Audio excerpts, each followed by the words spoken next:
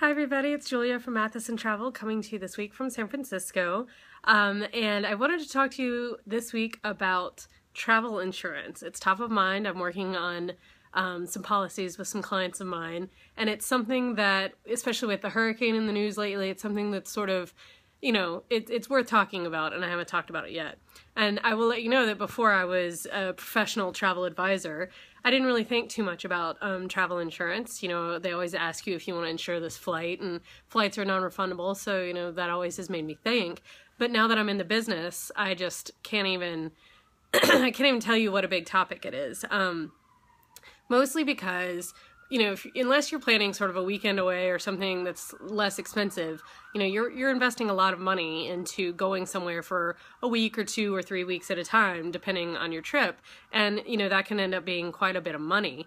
And if something happens, either right before the trip or during the trip, travel insurance, having a good policy, really is gonna be a lifesaver in some cases. There's a couple different things to know about travel insurance.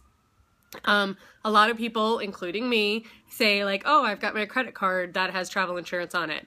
I do. I have wonderful coverage through my credit card, but something to know if you are planning on using a credit card or something like that for insurance, with your rental car, anything like that, is you have to pay all of the costs that you come up with up front, and then you apply to have your credit card cover that and pay you back for that. So you may be facing some hefty upfront fees if you go with that method.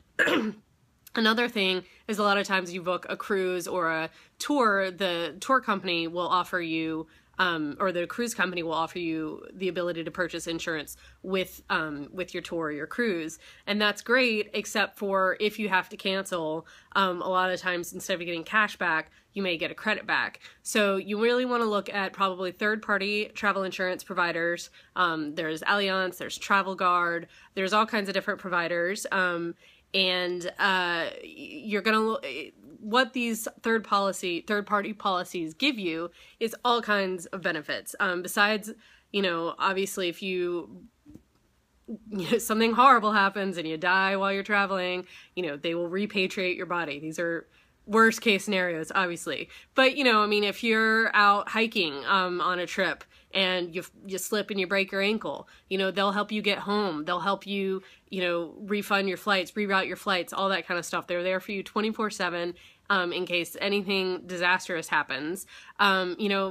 Flights with, like I said, the hurricanes that just came through Mexico, that was a bit of a false alarm, thank goodness.